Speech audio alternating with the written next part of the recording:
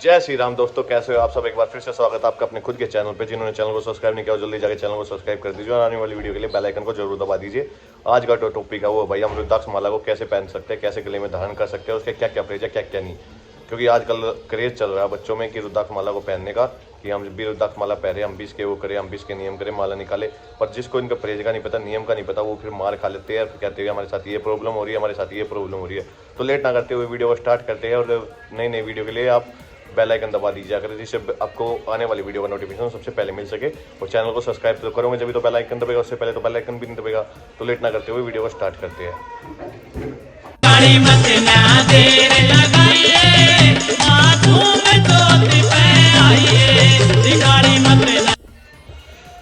तो भैया आज का जो टॉपिक है वो रुद्राक्ष माला के लिए है। हम कैसे इसको शुद्ध कर सकते हैं, कैसे नहीं। आजकल मार्केट में आप जा रहे हो, हर जगह घूम भी रहे होंगे, हर जगह पता भी कर रहे होंगे, हर जगह आपको रुद्राक्ष माला आसानी से अवेलेबल होने वाली है। एक ऐसी माला जो आसानी से अवेलेबल हो जाती है। और इसको कैसे धारण कर सकते हो, कैसे हम पता करें ये माला शुद्ध है या ठीक है या गलत है, कैसे हम पता करें कैसे नहीं। तो सबसे पहला पॉइंट मैं आपको बता देता हूँ। आपको भाई वहाँ पे साथ के साथ आप रुद्राक्ष माला को चेक तो कर लोगे, पर आपको वो एक गुरु होना बहुत जरूरी है उस माला को चेक करने का। अगर आपके पास गुरु नहीं है तो आप माला को चेक नहीं कर पाओगे। अगर आपके साथ कोई दैवीय शक्तियाँ नहीं चल रही है तो आप फिर भी चेक नहीं कर पाओगे। अगर आपके साथ कोई दैवीय शक्ति चल रही है तो आप माला को वहाँ भी चेक कर सकते हो, पर इसका प्रोसेस थोड़ा लंबा है। तो मैं एक सिंपल और बिल्कुल आसान तरीका आपको बताने जा रहा हूँ। माला को आप कैसे चेक करेंगे माला ठीक है या नहीं है। जब भी आप कहीं से माला बाय करते हैं तो वहाँ से लाने के बाद माला को अपने मंदिर के पूजा वाले कमरे में रख दीजिए। साथ में आपको एक कटोरी लेनी है, कटोरी के अंदर थोड़ा जल लेना, फिर उसमें गंगा जल मिलाना है, फिर उसमें दूध, आपका पंचामृत बनाना है एक तरीके से, आपको शहद वगैरह दही वगैरह डाल के उसको करना है। उसमें माला को छोड़ देना है। एक रात के लिए आप उसमें माला को छोड़ दीजिए और अगले दिन धूप बत्ती दिखानी है माला को। और आपको वो जो आपका जल पंचामृत बनाया था वो किसी ऐसे पौधे में दिए जिसका आपको यूज ना हो। उस पौधे में आपको देना है वो पंचामृत सारी चीज़ उसमें देना है। वो देने के बाद अगर आपको देखना है 1-2 दिन का वेट करना है। अगर आपका जो पेड़ है जिसमें आपने वो जल दिया था वो ठीक है पूरी तरह से, मैं खुद का एक्सपीरियंस ये शेयर कर रहा हूँ आपके सामने, मैं खुद आजमाया हुआ है। अगर वो पेड़ ठीक है, सारी चीज़ का वो है, तो आपकी माला 101% प्योर है। आप उसको यूज में ले सकते हो, आप उसको धारण कर सकते हो। अगर वो पेड़ सूख जाता है, सारी चीज़ का हो जाता है, तो आप भाई माला को चलते पानी में उनको आप विसर्जन कर देना, क्योंकि उसको पहनने से आपका नुकसान ही होगा, आपको फायदा पर नहीं होगा। दूसरा भाई जी, जिनके पास पेड़ नहीं है वो नहीं है, शुद्ध तो कर लेते हैं। माला को शुद्ध करने के बाद माला को जब निकालते हैं तो आपके हाथ में एक अजीब सी झंझनाहट सी स्टार्ट हो जाएगी। माला को निकाल के देखो, आप जैसे कोई भी मंत्र उससे निकालते हो, जैसे जय श्री राम ले लिया, ओम हनुमते ले लिया, ऐसे नॉर्मल से मंत्र जो कहीं भी आपको अवेलेबल हो जाते, बिना गुरु के भी आप इनको निकाल सकते हो। आप इनको निकालते हो तो आपके हाथ में एक कंपन सा फील होगा, एक झंझना सी फील होगी, एक करंट सा फील होगा। उससे आप पता लगा सकते हो कि माला अशुद्ध है, शुद्ध नहीं है।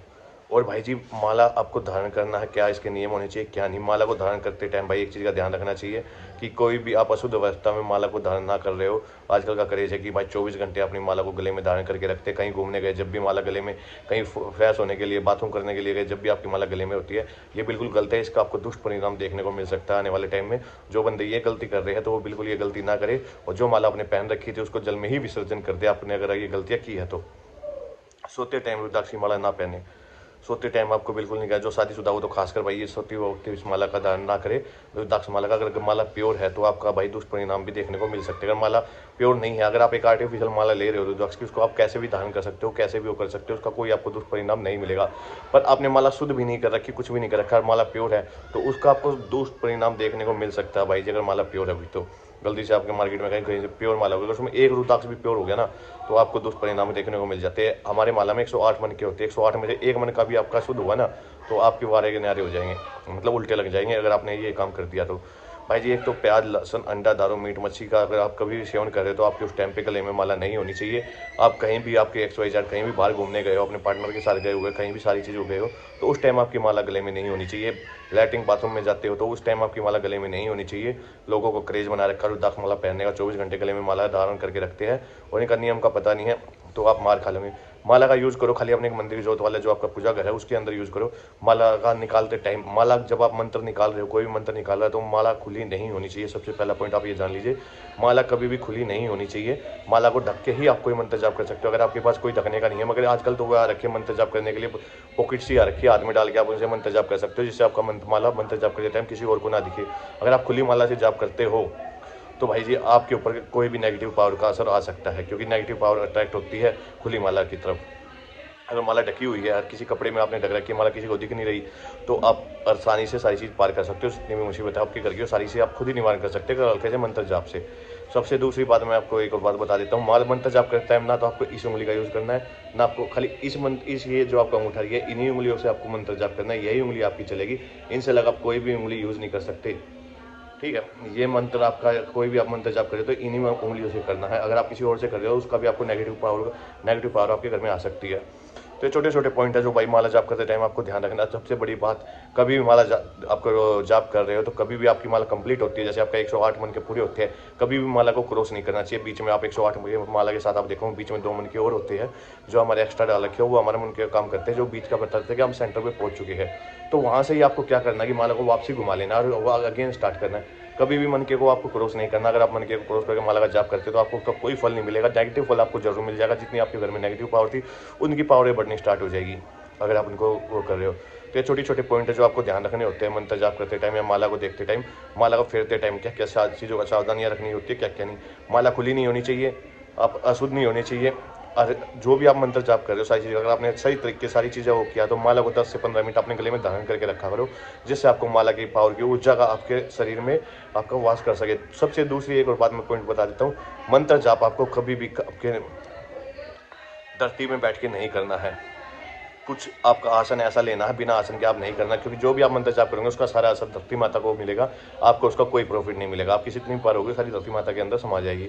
तो बीच में एक लाल कपड़ा लेके जरूर बैठे, आसन लेके। एक लाल कपड़ा वैसा नहीं कि जो आपका कुर्ते पजामे वगैरह का है, नॉर्मल कपड़ा, वो कपड़ा बिल्कुल यूज मत करना, क्योंकि बालाजी के लंगोटे में चलता है और हम अगर कोई भी मंत्र जाप कर रहे हैं तो हम उनका अपमान कर रहे हैं अगर उसको हम नीचे बिछा रहे हैं तो ऐसा ध्यान रखना। एक आसन होता है पूजा के लिए, अलग से आसन आता है, उसी का आपको यूज करना है। इससे अलग आपको कोई और आसन का यूज नहीं करना, पूजा वाले आसन का ही यूज करना है। एक बात और बता दूं, पूजा वाला आसन जो आप यूज करते हो उसको ना तो आपको कभी वॉश करना है, ना तो और कुछ करना है। अगर आप उसको महीने 2 महीने में वॉश करते हो तो जितनी आपने एनर्जी कमाई है वो सारी एनर्जी पानी के बाद आपकी बह जाती है। वो एक जगह बिछा दिया तो वो आपका लाइफ टाइम वही रहेगा, वो मैला हो या कुछ भी हो वही चलेगा आपका। तो भाई ये छोटी छोटी जानकारी है जो आपके लिए बहुत काम की हो सकती है। अगर आप एक माला का जाप करते हो, मंत्र का किसी भी जाप करते हो, अगर आप एक फैंसी भी आप गले में माला धारण करते हो तो उसको चेक कर लीजिए, वो पूरी आर्टिफिशियल हो जब भी उसको गले में धारण करे। जो आजकल के क्रेज बना हुआ लोगों का कि मैं ये कर रहा हूँ, क्योंकि आप उसी के आप कहते हो हम तो भोले के भगत है, भोले बाबा सब कुछ करते थे। भाई भोले बाबा जब भी मंत्र जाप करते थे गले में माला होती थी तो ये सारी चीज़ें नहीं करते थे। और उन्हें विष पिया था भाई जी, वो धरती को बचाने के लिए विष पिया था। वो नहीं कि 24 घंटे नशे में रहते थे या 24 घंटे आपका वो करते थे। किस आपने कितने एपिसोड देखे, आपने किसी एपिसोड में उनको 24 घंटे नशे में नहीं देखा होगा। उनके रूप थे भाई जी वो अलग अलग।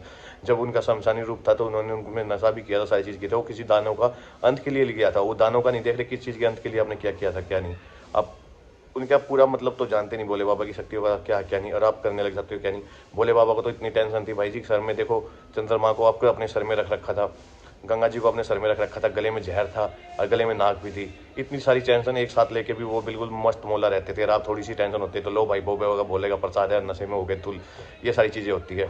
तो भाई इन चीज़ों से दूर रहो, मैं तो यही कहूँगा। आप सनातनी हो, हिंदू की तरह जियो। अगर आप एक अच्छे हिंदू हो तो चैनल को सब्सक्राइब करके जरूर जाना, अगर नहीं हो तो भाई बिल्कुल चैनल को सब्सक्राइब मत करना। और आने वाली वीडियो के लिए बेल आइकन को दबा देना जरूर। और मिलते हैं एक नई वीडियो के एक नई जानकारी लेके आपके सामने आते रहेंगे। जब तक के लिए जय श्री राम, जय माता दी, ओम नमः शिवाय।